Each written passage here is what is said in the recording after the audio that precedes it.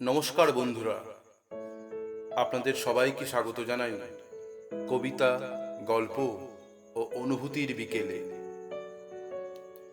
সাধারণ মানুষের অসাধারণ অনুভূতিগুলোকে সাহিত্য ভেজা প্রত্যেকটি বিকেলের স্পর্শে আলোকিত করাই আমাদের লক্ষ্য। আর ঠিক সেই জন্যেই সাহিত্যের অতলান্ত সমুদ্র থেকে একটি উজ্জ্বল মুক্ত আজকে আমরা তুলে এনেছি আপনাদের সামনে। আশাপূর্ণা দেবীর লেখা ছোট গল্প স্বপ্নলীনা। তো চলুন বন্ধুরা, এবার শ্রুতি উপস্থাপনাটি শুরু করা যাক। একটু আগে ঘড়ি দেখেছে কঙ্কা, রাত 2:30। বিমানের মাথার কাছ থেকে আস্তে করে উঠে গলির দিকে জানলাটা খুলে দাঁড়ালো। নিচের তলার ঘর, জানলাটায় তারের জাল, তবু বিমান খুলতে দেয় না। বলে জানালার নিচের খোলা ড্রেন থেকে গ্যাস উঠে ওর জীবনী শক্তি কমিয়ে দেবে। পা থেকে গলা পর্যন্ত চাদর ঢাকা রয়েছে বিমানের। কঙ্কাই ঢেকে দিয়েছে একটু আগে। ঢেকে দিয়ে মাথার কাছে দাঁড়িয়ে দাঁড়িয়ে দেখেছে পাতলা ওই চাদরটার নিচে, ঠিক যেখানটায় বিমানের হৃৎপিণ্ডটা, সেখানটা সামান্যতম একটু ওঠাপড়া করছে কিনা, চাদরটা নড়ে চড়ে উঠছে কিনা। না, নড়ছে না। অদ্ভুত রকমের স্থির হয়ে গেছে যেন। আরো একবার সেই শব্দটা ভাবলো কঙ্কা, জীবনী শক্তি। তারপর একটু হাসলো, আবার মুখ ফেরালো গলির দিকে। কঙ্কার জীবনী শক্তি এত প্রচুর কেন? কঙ্কা যে সারা জীবন খোলা ড্রেনের মুখোমুখি বসে আছে, তার পাক থেকে নিঃশ্বাস নিচ্ছে, তবুও কঙ্কার জীবনী শক্তি কমে যাচ্ছে না। কিন্তু তবুও সমস্ত দিন অকথ্য পরিশ্রম করে সমস্ত রাত জেগে ঘুরে বেড়াতে পারে কঙ্কা। রাত 2:30। সাহাবাড়ির ছাতের পাঁচিলের কোণ থেকে আস্তে উকি মারল সে। ক্ষয় রোগগ্রস্ত পাণ্ডুর মুখে এক চিলতে মৃত বিবর্ণ হাসি হেসে ইশারায় হাতছানি দিল কঙ্কাবতীকে। কঙ্কা দেখতে পেল সেই পাণ্ডুর মুখের বিবর্ণ হাসিটা যেন অশরীরী আত্মার হতাশ নিঃশ্বাসের মতো ছড়িয়ে পড়ল সাহাবাড়ির ছাদ থেকে মল্লিকদের ভাঙা দেওয়ালে, বিমলাদের রোয়াকের কিনারায়। আরো নেমে এলো কঙ্কাদের জানালার নিচের কাঁচা নর্দমার অন্ধকারে হারিয়ে গেল। সব দিন এরকম হয় না। 2, 2:30, 3টে, যেদিন যখন সময় হয় তার, এমনই করে ছাতের কোণ থেকে ইশারা করে কঙ্কাকে। কঙ্কা আস্তে আস্তে পা টিপে ছাতে উঠে যায়। সে বলে, আমার এই অশোক মুখটা দেখতেই তুমি বুঝি ভালোবাসো? আমি যেদিন ভালো থাকি, অনেক হাসতে পারি, সেদিন তো কই আমার দিকে তাকাও না। অনবরত বিমানের ওই গাল বসা চোখ, কোটরে পড়া রোগে কুৎসিত মুখটা দেখতে দেখতে ওইটাই বুঝি তোমার অভ্যেস হয়ে গেছে। কঙ্কা এর উত্তরে কিচ্ছু বলে না, শুধু স্বপ্নাচ্ছন্নের মতন তাকিয়ে থাকে। না, মাঝে মাঝে কিছু ভাবেও কঙ্কা। ভাঙাচোরা এবড়ো খেবড়ো ওদের ওই একতলা ঘরের ছাদটায় স্বপ্নাচ্ছন্নের মতো ঘুরতে ঘুরতে ভাবে সাহাদের বাড়ির ছাদের কোণ থেকে নিঃশব্দ পায়ে কে যেন নেমে আসছে। মুখ দেখা যাচ্ছে না তার, আগাগোড়া কেমন যেন একটা কালো কাপড়ে মোড়া। সে নেমে এলো কঙ্কার ওই তারের জাল ঘেরা জানালার নিচে থমকে দাঁড়ালো। দেখলো কঙ্কা ঘরে নেই। বিমান শুয়ে আছে, ঘুমোচ্ছে ঘুমের ওষুধ খেয়ে। ওর পাতলা প্লাস্টিকের চাদরের মতো টান টান পাতলা চামড়া ঢাকা হাড়ের খাঁচাখানার মধ্যে হৃৎপিণ্ডটা ধুকপুক করছে। জানালার ধার থেকে অদ্ভুত কৌশলে ঢুকে গেল ও ঘরের মধ্যে। বিমানের মাথার কাছে দাঁড়ালো। বিমান টেরও পেল না। তারপর ও ছায়ার মতো হালকা হাতখানা বাড়ালো আর ধুকপুক করা বিমানের হৃৎপিণ্ডটা মুঠোই করে চেপে ধরল। চাপ দিল, আরো চাপ দিল, হিচড়ে টানল, ছিঁড়ে তুলে আনল। তারপর মুঠোই চেপে ধরে ঠিক যেমন করে এসেছিল তেমনি করেই বেরিয়ে গেল সেই কালো কাপড় মোড়া লোকটি। অনেকক্ষণ পরে কঙ্কা নিচে নামল। বিমানের মাথার কাছে দাঁড়ালো একটু। তারপর হঠাৎ চিৎকার করে বলে উঠল, ও মা গো, কখন এমন হলো? আমি তো বুঝতে পারিনি। ওর চিৎকারে সবাই উঠে এলো বাড়ির মধ্যে থেকে। অনেকে ছুটে এলো বাড়ির বাইরে থেকে। সবাই বলল, আহা, চোরের মতন কখন এসে অমূল্য ধন চুরি করে নিয়ে গেল বৌমা। ছাতে ঘুরে বেড়াতে বেড়াতে এইসবই ভাবে কঙ্কা। অগাধ বড় ছাদ নয়, দুখানি ঘরের মাথা। এরই এক কোণে আবার গোছানো তরঙ্গিনীর সংসারের কয়লার গুঁড়ো, নারকেলের মালা, তালের আটি, আখের খোলা প্রভৃতি। ওইগুলো বাঁচিয়ে হাত কয়েক জায়গা থাকে মাত্র, তাতেই ঘোরাঘুরি করে কঙ্কা। কিন্তু ওর মনের ভাবনাটাকে যত ইচ্ছে দৌড় করাতে তো আর জায়গা লাগে না। তাই তার ভাবনাটাকে আরো দূরে পাঠিয়ে দেয় কঙ্কা। ভাবে তারপর কঙ্কাও এক রাতে অমনি এক কালো কাপড় মুড়ি দিয়ে গলির দিকের দরজাটা খুলে ফেলবে। ছায়ামূর্তির মতো নিঃশব্দে বেরিয়ে গিয়ে দৌড়তে থাকবে ঘুমন্ত রাস্তার ওপর দিয়ে। দৌড়বে, শুধু দৌড়বে। কোথায় গিয়ে থামবে তা জানে না, আর ভাবতেও চায় না। আকাশের নতুন দিনের আলোর আভাস এসে পড়ে। কোথায় যেন কাক ডাকতে থাকে বিশ্রী সুরে। রাস্তায় জল দেবার সাড়া পাওয়া যায়। ময়লা ফেলার গাড়িগুলোর চাকার শব্দ ওঠে। কঙ্কা নেমে আসে, বিমানের ঘরে ঢোকে। আর কোথায় বা যাবে? আর তো ঘর নেই। আর একটা ঘরে তরঙ্গিনী আর বিজয় 3-4টে ছেলে মেয়ে নিয়ে শুয়ে আছে। অনেকটা বেলা না হলে ও ঘরের দরজা খুলবে না। হ্যাঁ, আরো একটা ঘর আছে বটে, রান্নাঘর। রাতের রান্না আর খাওয়ার কদর্য কুৎসিত চিহ্ন নিয়ে পড়ে আছে। একটু পরে ঠিকে ঝিটা এসে ওই নোংরা নোংরা বাসনগুলো ঝনঝন করে টেনে নামাবে। ঝাঁটার শব্দ তুলে জল ঢেলে ঢেলে ঘরের মেঝেটা ধোবে। তারপর কখন এক সময় যেন চেঁচিয়ে ডাক দেবে, ও বৌদি, কই গো? উনুন তো ধরে গেল। কঙ্কা ঘর থেকে মুখ বাড়িয়ে বলবে, যাচ্ছি। তারপর বিমানের হাতে তোয়ালেটা ধরিয়ে দিয়ে স্নানের ঘরে চলে যাবে।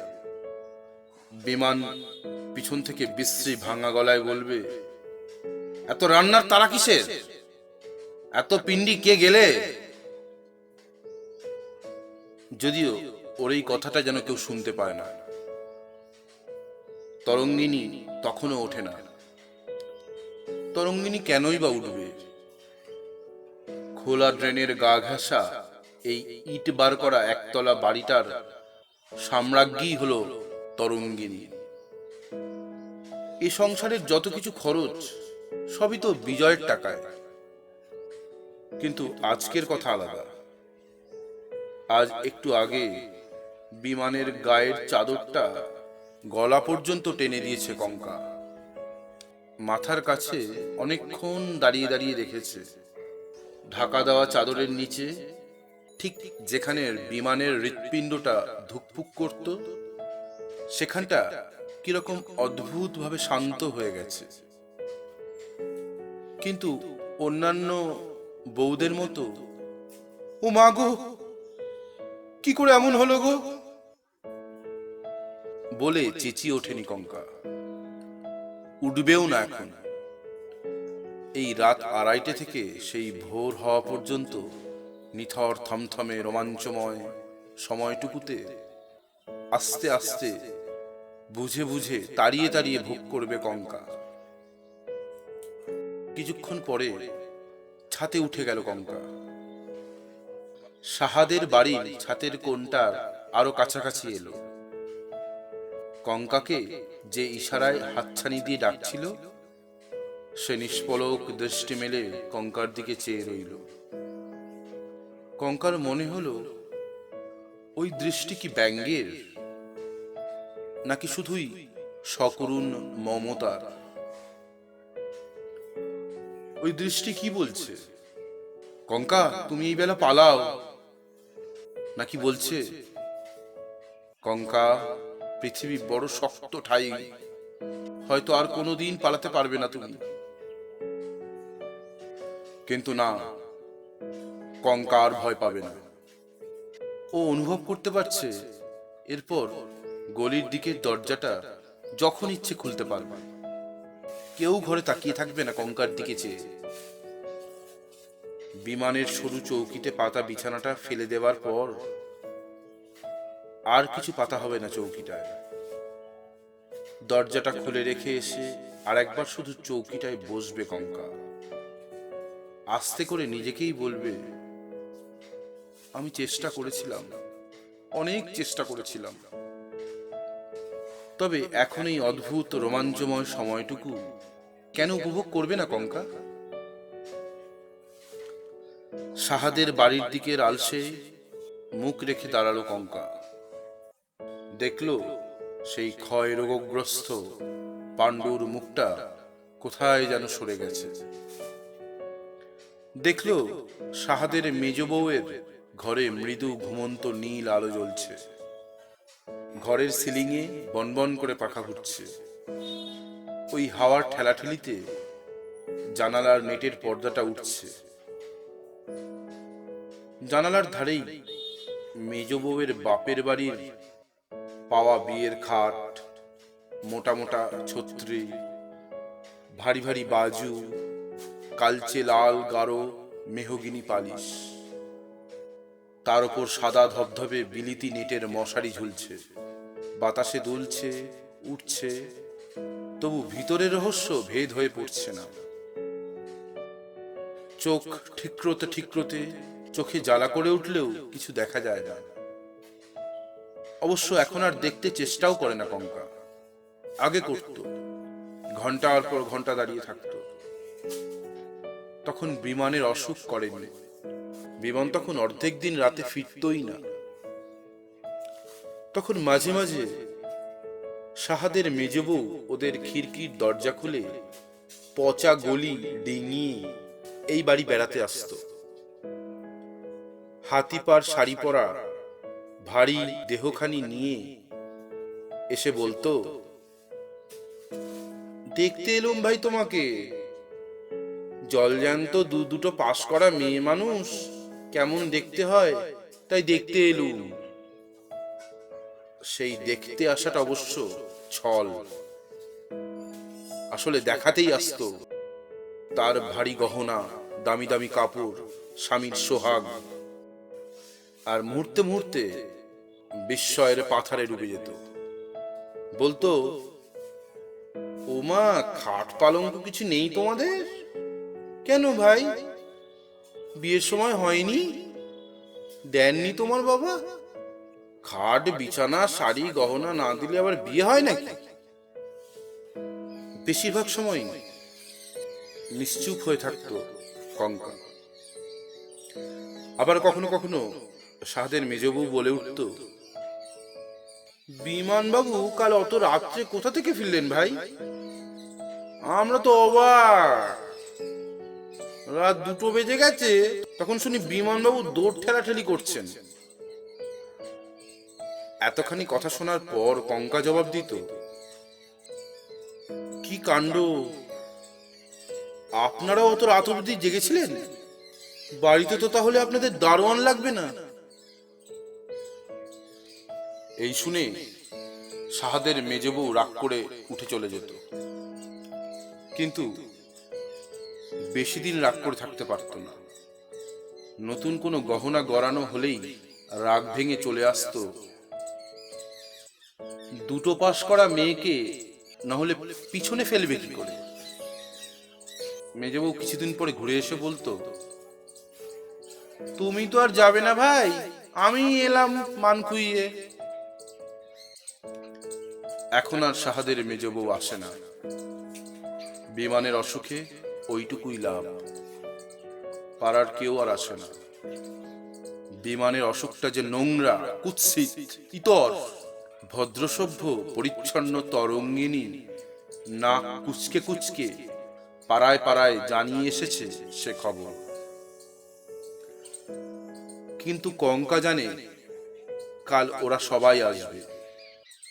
বিমানের ওই গলা পর্যন্ত ঢাকা চাদরটা টেনে মুখ পর্যন্ত ঢেকে দেওয়া হয়েছে। এই খবর পেলেই ওরা সবাই আসবে। সাহাদের মেজবউ বলবে, ও মা, এত অসুখ করেছিল, কই টের পাইনি তো, ডাক্তারের গাড়ি টাড়ি আসা চোখেই পড়েনি, তো কোন ডাক্তার দেখালে ভাই? আর বিমলা এসে বলবে, আহা, সামান্য 2 গাছি কাচের চুড়িতেও কত শোভা ছিল গো, তা 1 গাছা করে হাতে কিছু রেখো বৌদি, নইলে বড্ড খা খা করে। মল্লিক গিন্নি ওকে কিছু বলবেন না, তরঙ্গিনীকে বলবেন, উনি যে তরঙ্গিনীর বন্ধু।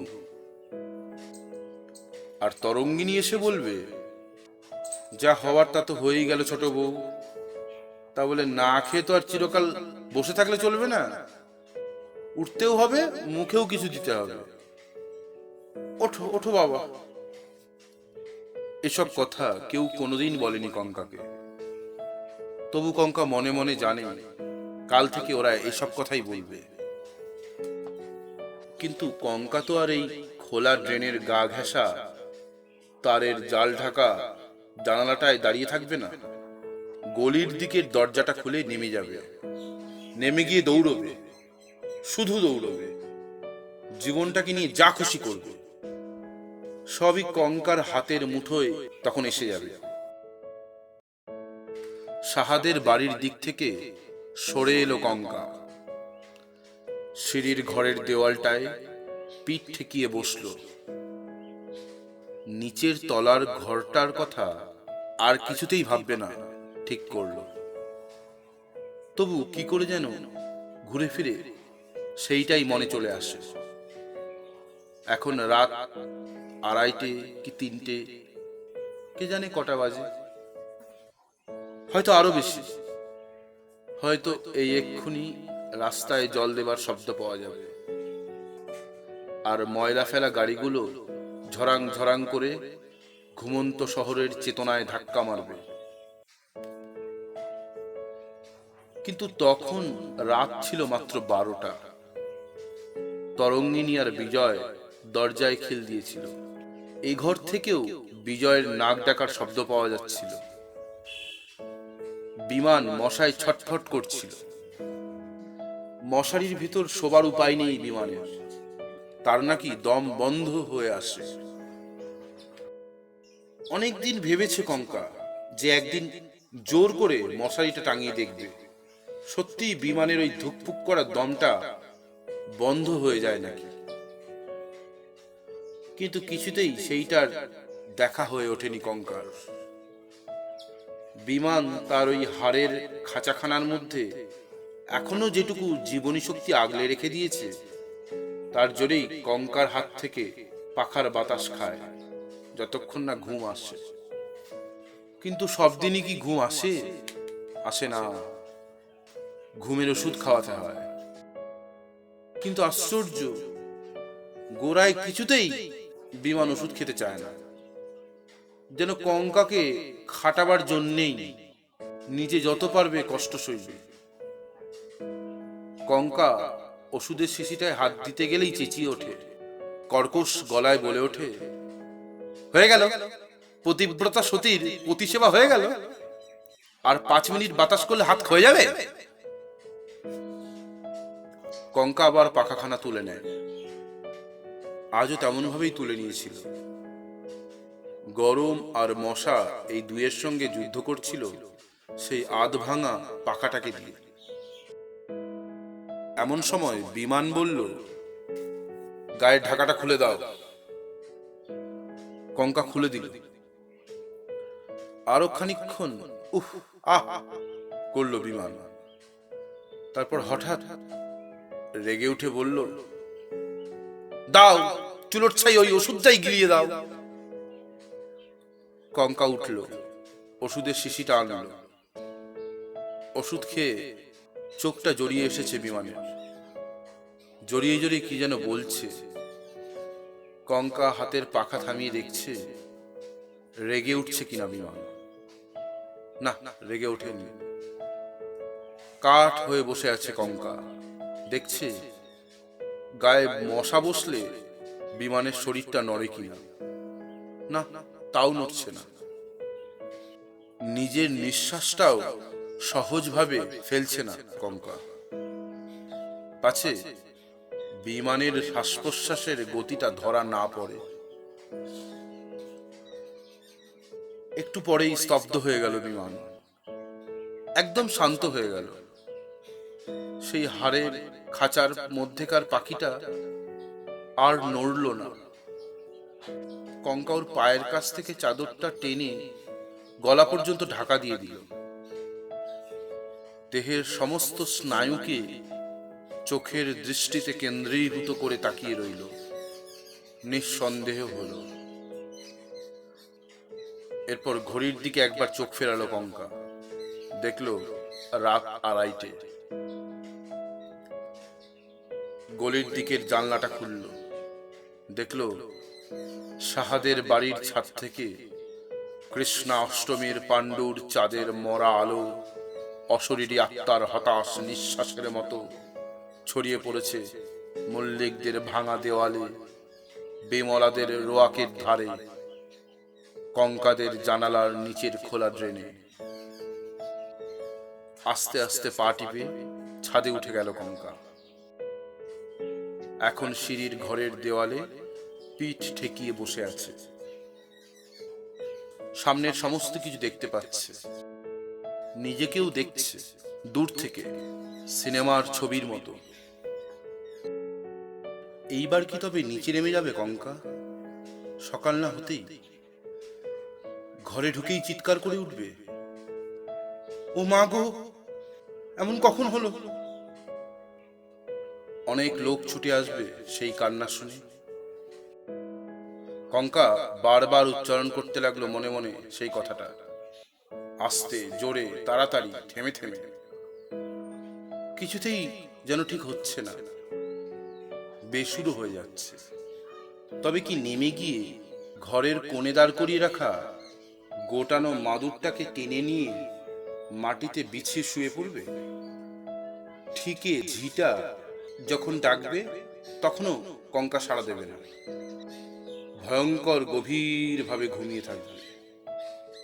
ঝি আবার ডাকবে, তখন তরঙ্গিনী বিরক্ত হয়ে উঠে আসবে। এ ঘরের দরজায় এসে বলবে, হ্যাঁ গো ছোট বউ, আক্কেলটা কি তোমার? এখনো পড়ে পড়ে ঘুমোচ্ছ? কোন কয়লা পুড়ে গেল? এ কি মরণ ঘুম গো তোমার? বলেই সত্যি সত্যি যে মরণ ঘুমে চলে গেছে সেই মানুষটার দিকে তাকিয়ে আটকে উঠে বলবে, ঠাকুরপো। চিলের মতো চেঁচিয়ে ডাকবে, ও গো, শিগগিরই একবারে ঘরে এসো। বিজয় ছুটে আসবে। কঙ্কা তখন হঠাৎ জেগে ওঠার মতো উঠে বসে ফ্যাল ফ্যাল করে তাকিয়ে থাকবে। একদণ্ডে লোকের ভিড়ে বাড়ি ভরে যাবে। পাড়ার লোক বলবে, বউটার কি কাঠ প্রাণ গো, কাঁদলো না একটু? তা যা বলে বলুক, এই পদ্ধতিটাই সব থেকে সহজ মনে হলো কঙ্কার। উঠল কঙ্কা, সিঁড়ির মুখের কাছে দাঁড়ালো। ঘুটঘুট করছে অন্ধকার। কঙ্কা একটু আগে ওই সিঁড়িটা দিয়েই উঠে এসেছে ভেবে অবাক হয়ে গেল। আবার একটু পিছিয়ে এলো। চোখ বুজে নামবে, কিন্তু শুধুই তো সিঁড়িটা পার হওয়া নয়, কঙ্কাকে গিয়ে তো সেই ঘরেই ঢুকতে হবে, যে ঘরে একটা শক্ত কাঠ হয়ে যাওয়া মানুষ শুয়ে আছে, যে মানুষটাকে এখন আর মশা কামড়াচ্ছে না, যার আর গরম করছে না, যার গায়ের চাদর মুখ অব্দি ঢেকে দিলেও কিছু হবে না। না, ও ঘরে গিয়ে ঢুকতে পারবে না কঙ্কা। রাত শেষ হয়ে যাওয়া পর্যন্ত অপেক্ষা করতেই হবে কঙ্কাকে। ভোর হয়ে গেলে নেমে গিয়ে তরঙ্গিনীকে চেঁচিয়ে ডাক দেবে, ও দিদি, শিগগির এসো একবার। তরঙ্গিনী ছুটে আসবে, কেঁদে উঠবে। এসব কিছুই মনের মধ্যে চলতে থাকে কঙ্কার। ছাতের মেঝেটা ধুলোয় ভর্তি, তা হোক। দেওয়ালে ঘেঁষে গুটিসুটি দিয়ে শুয়ে পড়ল কঙ্কা।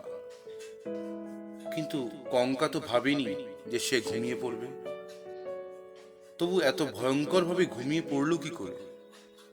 কিছুই টের পাইনি। টের পাইনি কখন পূবের আকাশ থেকে খানিকটা সাদা রঙের রোদ কঙ্কার গায়ে এসে ছড়িয়ে পড়েছে। হঠাৎ কে কোথায় যেন একটা কাচের বাসন ভেঙে ফেলল।